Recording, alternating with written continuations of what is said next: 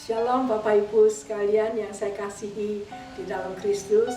Pertama-tama saya mengucapkan terima kasih kepada Tuhan dan juga kepada Bapak Gembala, Bapak Budi dan Ibu Tabita yang sudah memberikan pada saya kesempatan yang sangat berharga ini untuk saya boleh berbagi firman Tuhan di dalam sesi ini di dalam gereja dari beliau.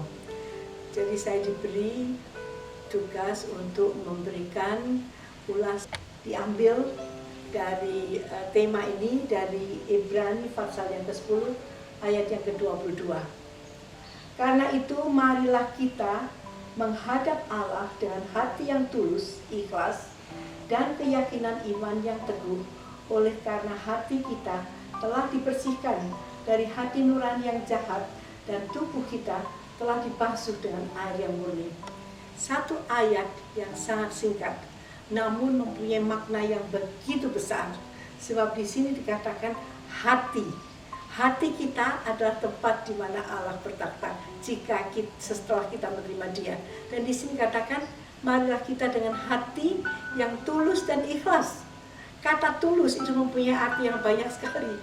Sebab di dalam kata tulus itu terdapat kejujuran, di situ terdapat kebenaran, di situ terdapat kerelaan untuk melakukan sesuatu. Di situ juga terdapat kebenaran, integritas, rela untuk melakukan sesuatu tanpa pamrih, tanpa mencari keuntungan diri sendiri, tanpa memiliki satu agenda atau motivasi yang tersembunyi, misalnya untuk mendapatkan fasilitas atau menyenangkan seseorang. Tapi kita sebagai anak-anak Tuhan yang telah ditebus oleh darahnya, biarlah kita memiliki hati yang tulus, yang seperti dimiliki oleh Tuhan, yang tidak mungkin kita miliki tanpa kita dibasuh oleh darahnya, tanpa kita menikmati atau merasakan ketebusan yang Dia lakukan di atas kayu salib bagi kita sekalian. Jadi yang penting di sini adalah bagaimana hati kita itu dimurnikan. Untuk itu marilah kita melihat ada beberapa yang sudah saya bicarakan tadi. Tadi pagi dalam sesi yang pertama saya berbicara tentang bagaimana kita memiliki hati yang tulus ikhlas di hadapan Allah. Seperti tadi yang tercantum di dalam Ibrani 10 ayat 22. Saat ini dalam sesi yang kedua ini saya ingin berbicara bagaimana kita memiliki hati yang tulus ikhlas bukan saja terhadap Tuhan, sebab Tuhan memerintahkan kita bukan hanya mengasihi Dia, tetapi juga mengasihi sesama seperti Dia mengasihi kita. Jadi mengasihi sesama pun kita juga harus mengasihi dengan hati yang tulus dan ikhlas.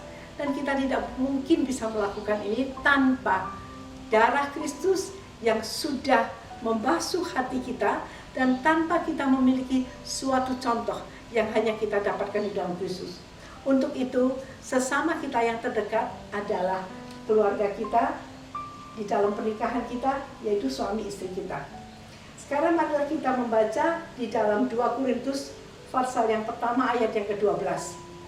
Inilah yang kami megahkan, yaitu bahwa suara hati kami telah memberi kesaksian kepada kami bahwa hidup kami di dunia ini, khususnya di dalam hubungan kami dengan kamu, dikuasai oleh ketulusan dan kemurnian dari Allah, bukan oleh hikmat duniawi, tetapi oleh kekuatan kasih dari Allah. Dan di sini kita akan melihat bahwa kita bisa melakukan itu karena ada satu hal yang telah Tuhan lakukan dalam kehidupan kita waktu kita menerima Dia sebagai Tuhan dan Juru Selamat, yaitu kita memberikan hati kita untuk disunat dengan sunat Kristus yang disebutkan di dalam Kolose pasal 2 ayat yang ke-11. Dalam Dia kamu telah disunat bukan dengan sunat yang dilakukan oleh manusia, tetapi dengan sunat Kristus yang terdiri dari penanggalan akan tubuh yang berdosa. Kalau di dalam perjanjian lama, Allah membuat perjanjian dengan Ibrahim melalui sunat tanda yang terdapat di dalam tubuh, yaitu penanggalan dari kulit khatan yang melambangkan saat ini itu penanggalan dari tubuh dosa. Tetapi di dalam Kristus kita bisa menikmati bukan saja dalam bentuk lahiriah, yaitu sunat secara lahiriah, tetapi di dalam Kristus kita mendapatkan sunat Kristus, yaitu sunat di dalam hati kita. Bagaimana sunat Kristus itu berlaku di dalam hati kita, yaitu pada saat kita mau mematikan diri kita bersama-sama dengan Yesus di atas kayu salib. Sebab pada waktu Yesus mati di atas kayu salib, Dia menanggung seluruh dosa kita, seluruh pelanggaran kita, seluruh kenajisan hidup kita, seluruh pemberontakan kita, semua ditumpahkan pada Dia di atas kayu salib. Di atas kayu salib itu, Yesus menanggung dosa kita, dan Dia yang tidak berdosa telah dijadikan dosa oleh kita. Dan pada saat Dia mati di atas kayu salib, saat itu juga sebenarnya Dia mematikan seluruh dosa kita, dan Dia juga menanggung sampai kutuk kita, sampai kematian kita di atas kayu salib. Dan jika kita mau menyatukan diri kita dengan menyunatkan hati kita seperti Dia, berada di tempat Dia di atas kayu salib, maka hanya itu dan bantuan dari Roh Kudus yang memungkinkan kita untuk mematikan segala kedagingan dan kemanusiaan kita. Saat ini saya akan membacakan di dalam 1 Kolose 2 ayat 13 yang di sini katakan, walaupun dulu kamu mati dalam pelanggaranmu dan dalam kedaginganmu yang tidak bersunat, Allah membuatmu hidup bersama-sama dengan Dia sesudah Ia mengampuni semua pelanggaran kita. Bukankah luar biasa jika kita mematikan kedagingan kita bersama Dia di atas kayu salib, maka kita juga dibangkitkan bersama Dia dengan Dia dalam kuasa kebangkitannya, di mana maut atau dosa tidak lagi berkuasa di atas kita. Di dalam Kolose 3 dikatakan ayat yang kelima, karena itu matikanlah dalam dirimu segala sesuatu yang duniawi, yaitu percabulan, kenajisan, hawa nafsu, nafsu jahat, juga keserakahan yang sama dengan penyembahan berhala. Dan buanglah semua itu, yaitu marah, geram, kejahatan, fitnah, dan kata-kata kotor yang keluar dari mulutmu. Ayat yang ke-9, jangan lagi kamu saling mendustai, karena kamu telah menanggalkan. Jadi kita semua di dalam Kristus telah mengalami satu sunat di dalam hati kita, yaitu menanggalkan manusia lama serta kelakuannya, dan kita mengenakan manusia yang baru, yang terus-menerus diperbaharui untuk memperoleh pengetahuan yang benar tentang Khaliknya. Sekarang yang saya akan bicarakan bahwa hati kita bukan saja tulus di hadapan Allah, bukan saja hati kita dipenuhi dengan dosa, kita sudah dikuduskan oleh Dia, sehingga hati kita tidak lagi dipenuhi oleh oleh tipuan atau oleh dusta, oleh kemarahan atau kekecewaan atau pemberontakan terhadap Dia, tetapi dengan hati yang sama terhadap Tuhan, kita juga harus bisa berlaku tulus dan ikhlas, yaitu dengan sesama kita yang terdekat, yaitu dengan suami kita atau dengan istri kita dan dengan keluarga kita. Sebab pernikahan kita itu menggambarkan pernikahan antara Kristus dengan jemaat. Ini adalah sesuatu rahasia yang besar, tetapi di tengah-tengah kehancuran pernikahan di dunia ini, jika kita mengambil teladan dari Tuhan, jika kita memiliki hati yang tulus dan ikhlas dengan pasangan kita, dengan suami atau istri, dan juga dengan anak-anak kita, maka kita akan juga bisa menghadap takhta Tuhan dengan keberanian yang seperti dituliskan di dalam Ibrani.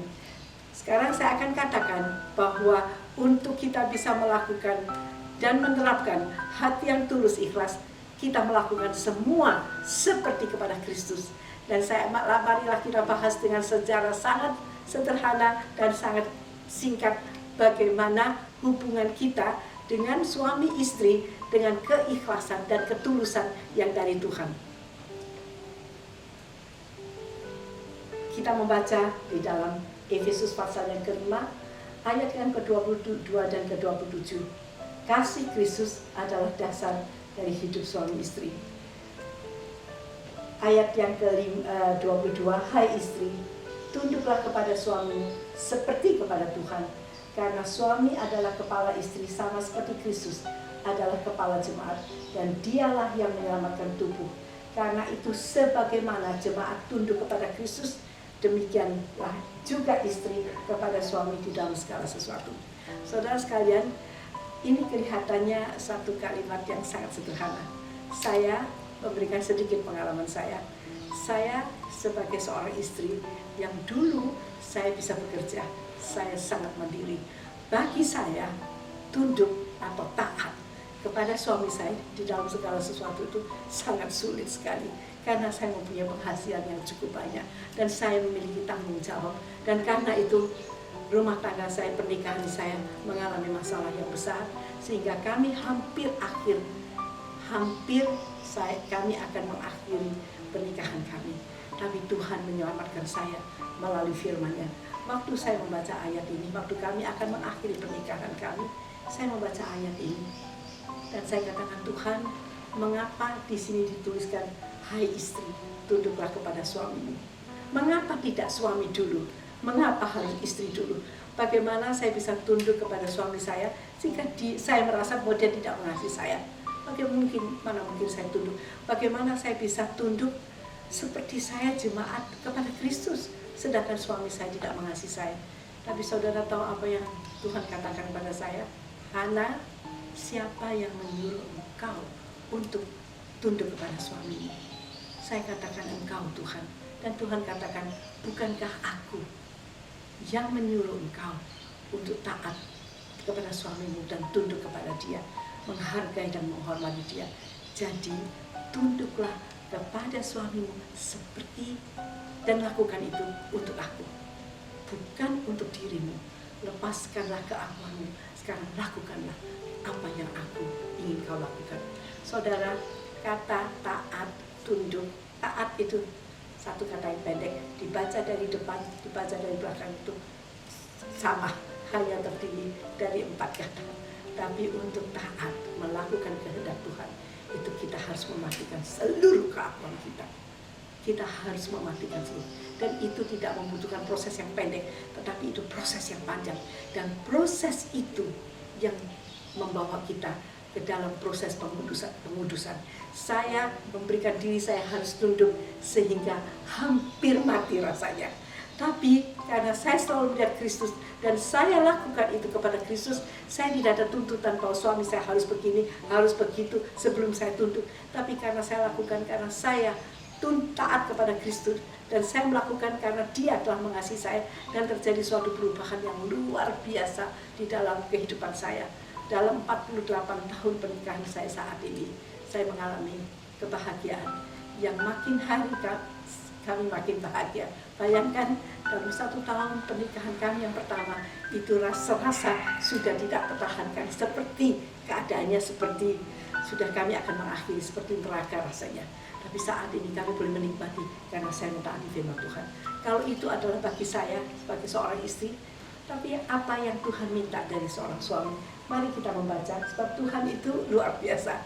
Dia adalah kepala dari seluruh keluarga kita. Di dalam 2 Korintus dikatakan, suami adalah kepala dari istri, tetapi kepala dari suami adalah Kristus, dan kepala Kristus adalah Allah. Jika susunan keluarga kita sesuai dengan susunan dari keluarga Allah, dan Allah ada di atas, maka keluarga itu akan menjadi keluarga yang berbahagia. Oleh sebab itu, bukankah ada juga sebuah ayat yang mengatakan, jika seorang saja di antara kamu diselamatkan, maka seluruh keluargamu akan diselamatkan. Jika salah seorang dari kita, dari keluarga yang sudah mungkin hancur, mau memasukkan diri kita di dalam susunan keluarga Allah dan mentaati apa yang Allah inginkan untuk kita lakukan sebagai bagian dari kita, atau sebagai istri, atau sebagai suami, atau sebagai anak, maka Allah itu akan bertanggung jawab untuk menyelaraskan kehidupan keluarga kita di dalam keluarga Kristus, di mana Tuhan bertanggung jawab untuk keluarga kita. Di sini di dalam ayat Efesus pasal 5 ayat yang ke-25 dikatakan, hai suami, kasihilah istrimu sebagaimana Kristus telah mengasihi jemaat dan telah menyerahkan dirinya kepadanya, dan untuk menguduskannya sesudah ia menyucikannya dengan memandikannya dengan air dan firman. Saudara tahu bahwa sebagai seorang istri, hal yang paling sulit dilakukan ialah menundukkan diri. Tetapi dari suami itu, hal yang paling sulit mungkin untuk mengasihi istrinya. Kalau dia melihat istrinya, mungkin istrinya seorang yang keras kepala, atau istrinya itu bandel, atau istrinya seperti banyak kekurangannya, untuk mengasihi mungkin agak sulit bagi seorang suami. Tapi kalau suami itu melihat contoh dari Kristus, sebab kalau kita melakukan segala sesuatu seperti kepada Tuhan, coba kita melihat tidak ada kasih yang sebesar kasih yang dia lakukan. Walaupun kita sudah memberontak, walaupun kita sudah melakukan dosa, tapi dia rela mati untuk menebus seluruh dosa kita. Dan kasih dari Kristus itu adalah contoh dari kasih seorang suami terhadap istrinya. Dan saudara bisa melihat tadi di dalam Ibrani pasal yang ke-10 ayat 22 sebagai tema kita pada hari ini. Di situ dikatakan, marilah kita menghadap kepada Allah. Marilah kita sekalian menghadap kepada Allah dengan hati yang tulus ikhlas dan keyakinan iman yang teguh, karena hati kita telah dikuduskan dari hati nurani yang jahat dan tubuh kita dibersihkan oleh air murni. Tadi kita sekalian membaca di dalam Efesus bahwa sesudah Yesus mati untuk kita dan menguduskan kita, dia membasuh kita setiap hari dengan air firman-Nya, sampai kita satu ketika menjadi seperti dia dan dihadapkan kepada dia tanpa cacat dan tanpa celah.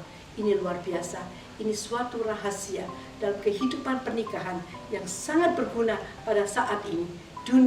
Mengapa saat ini dalam dunia banyak sekali pernikahan yang hancur? Sebab mereka tidak mempunyai pola pernikahan antara Kristus dengan jemaatnya, dan mereka tidak melakukan karena mereka mentaati akan firman-Nya. Bukan saja untuk suami istri, tetapi juga untuk anak-anak, di mana anak-anak diajar untuk menghormati orang tuanya dan taat kepada orang tuanya, seperti Yesus waktu dia ada di dunia ini. Dia satu hal yang dia pelajari, yaitu dia belajar taat kepada bapaknya sampai mati di atas kayu salib. Tetapi sebaliknya, sebagai bapak-bapak, kita juga tidak boleh menyakiti hati anaknya.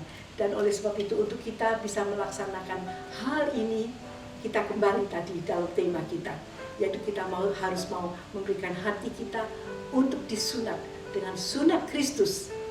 Dia memanggil kita untuk menanggalkan dosa-dosa kita. Mungkin sakit seperti sunat, itu sakit. Mungkin ada tanda darah di dalam hati kita karena mentaati dia.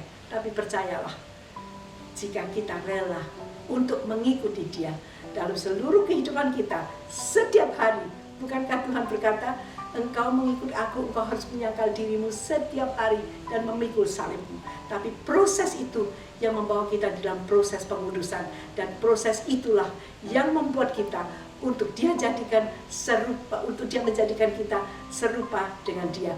Mungkin proses itu sedikit demi sedikit, seperti ada lagu mengatakan, sedikit demi sedikit, sedikit setiap hari dia mengubahku. Walaupun saat ini kelihatannya begitu lambat, tapi percayalah, satu ketika dia akan mengubahkan kita sampai kita menjadi sama seperti dia. Dan untuk mengakhiri khotbah pada hari ini, saya ingin membacakan sebuah syair kepada saudara. Suatu permohonan dari Tuhan untuk kita mau memberikan hati kita seutuhnya kepada dia. Sebab tanpa kita memberikan hati kita seutuhnya kepada dia, kalau kita menyimpan bagian dari hati kita untuk diri kita sendiri, musuh yang terbesar dalam kehidupan kita adalah keakuan kita. Keakuan kita yang ingin membenarkan diri sendiri, keakuan kita yang merasa kuat, yang merasa lebih suci sendiri, keakuan kita yang begitu kuat untuk memaksakan kehendak kita. Saudara tidak menyadari bahwa di belakang keakuan itu ada kuasa kegelapan iblis yang memegang. Sebab iblislah yang dulu sebelum kejatuhannya dia selalu mengatakan, aku mau, aku mau, aku mau. Padahal dia adalah Kristus. Pada waktu dia di Taman Getsemani, doanya dia pada saat seluruh dosa dunia akan dilimpahkan kepada dia, yang sebenarnya sangat berat untuk dia menerima minum cawan itu. Tapi dia katakan, Bapa, bukan kehendakmu yang jadi, tetapi kehendakmu yang jadi. Sebab jika kita mencampurkan kepahitan, kebencian, pemberontakan di dalam hati kita, berarti kita mempertahankan tubuh dosa di dalam hati kita. Dan jika kita mempertahankan tubuh dosa atau hati yang penuh dengan kejahatan itu di dalam hati kita, maka tidak mungkin kita bisa menghadap kepada Allah dengan penuh keberanian, seperti yang dikatakan, tirai itu sudah dirobekkan sehingga kita dengan penuh keberanian bisa menghadap kepada takhta Allah. Jadi untuk menutup sesi pada pagi hari ini, saya akan memberikan kepada saudara sebuah syair. Syair ini sangat berbicara di dalam hati saya. Syair ini sepertinya Tuhan yang membuatnya dan mengatakannya. Syair sederhana yang saya akan bacakan kepada saudara sekalian. Seperti tadi yang telah saya katakan, bagaimana kita bisa mempunyai keberanian untuk menghadap kepada Allah kalau kita tidak mempunyai hati yang tulus dan ikhlas. Dan hati yang tulus dan ikhlas itu hanya baru dapat kita dapatkan jika kita melakukan segala sesuatu karena kita mengasihi Dia dan kita mentaati Dia dan kita mau melakukan kehendaknya, dan kita tidak menyimpan di dalam hati kita hal-hal yang duniawi, yang najis dan yang lain-lainnya, tetapi sebaliknya kita menjaga hati kita, sebab hati kita itu merupakan suatu tempat yang kudus di mana Allah bertakhta. Untuk mengakhiri khotbah pada pagi hari ini, saya akan membacakan kepada saudara sebuah syair yang sudah sangat berbicara kepada saya pada waktu yang lampau sekali, bagaimana saya harus memelihara hati saya untuk Dia, di hadapannya Dia dengan tulus dan ikhlas. Judul syair yang akan saya bacakan pada saudara, ini saya terjemahkan dari bahasa Inggris yang kuno sebenarnya, tetapi syair ini telah berbicara begitu banyak di dalam hati saya dan mengubahkan saya, sikap hati saya terhadap Tuhan. Bagaimana saya harus memberikan hati saya yang tulus dan ikhlas sepenuhnya kepada Dia. Anggaplah pada saat saudara mendengar syair ini, sepertinya Tuhan berbicara kepada saudara dan pada kita sekalian, bagaimana Dia sangat mendambakan hati saudara yang utuh diserahkan kepada Dia. Jadi judul dari syair ini adalah Berikanlah Aku Hatimu. Berikanlah aku hatimu seperti aku memberikan hatiku kepadamu. Atau setidaknya berikanlah hatimu seperti aku memberikan hatiku kepadamu saat aku menebusmu, untuk menjadikan engkau menjadi milikku.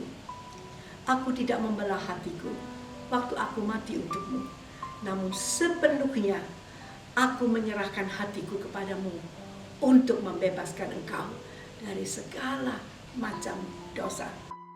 Namun apabila engkau hanya membagi sebagian hatimu untukku, sebagian hatimu itu berarti hati yang mati bagiku. Hati yang hidup bagiku hanyalah hati yang seutuhnya diberikan kepadaku, ya hanya untukku seorang. Karena apakah arti sebuah tubuh yang tidak berkepala?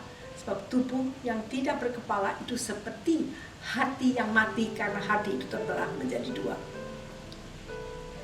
Namun yang lebih menyakitkanku ialah bahwa engkau menahan bagian dari hatimu dan engkau memberikan bagian dari hatimu yang engkau tahan dariku, engkau persembahkan kepada lawanku, pada musuhku, padahal itu yang menyebabkan segala masalahmu. Bukankah aku telah mempertunangkan engkau dengan diriku sendiri? Dan akankah iblis dan dunia menginjak-injak hakku di depan mataku? Berikanlah seluruh hatimu kepadaku, dan jangan kau berikan itu sama sekali. Aku telah menciptakan segalanya, dan sepenuhnya aku berikan kepadamu. Aku memberikan semuanya agar aku dapat memiliki hatimu seutuhnya. Jika aku harus kehilangan, lebih baik aku memilih untuk meninggalkannya, atau berikan hatimu seutuhnya padaku, peliharakanlah hatimu dan berikanlah itu seutuhnya kepadaku. Syair ini berbicara begitu dalam hati saya. Sepertinya kalau saya memiliki seorang suami saya itu sangat mengasihi saya. Suami saya menyediakan rumah bagi saya. Dia mencukupi segala apa yang saya butuhkan. Dan dia bahkan mengorbankan dirinya untuk saya. Tetapi celakalah saya kalau saya harus membuka pintu rumah saya dan memasukkan musuh dari suami saya untuk masuk ke dalam rumah saya dan untuk membunuh suami saya.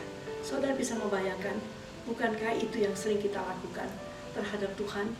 Jika dalam hati kita Tuhan bertakhta, bukan aku yang bertakhta, sebab aku tadi sudah akan tinggalkan, bukan kehendakku tetapi kehendakmu. Bukan aku yang bertakhta, tetapi Tuhan yang bertakhta. Tetapi jikalau kita membenci seseorang, itu seperti kita membuka hati kita untuk musuh dari Tuhan.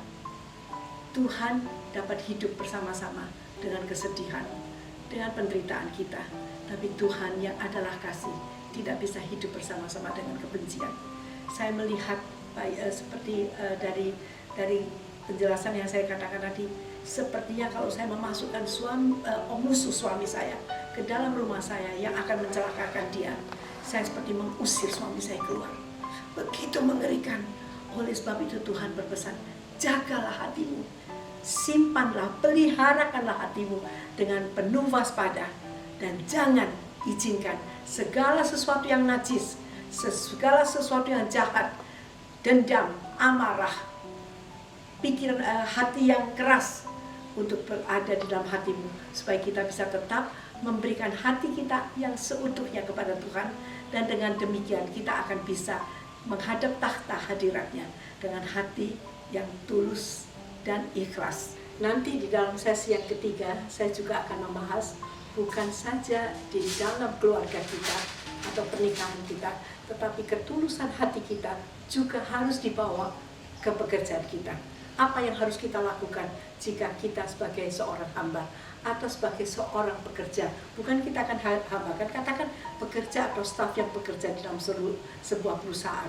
Apa yang harus saya lakukan untuk saya bisa bekerja dengan tulus dan ikhlas, supaya Tuhan itu menyertai dan memberkati pekerjaan saya. Sebab Tuhan Yesus mengatakan di dalam 1 Petrus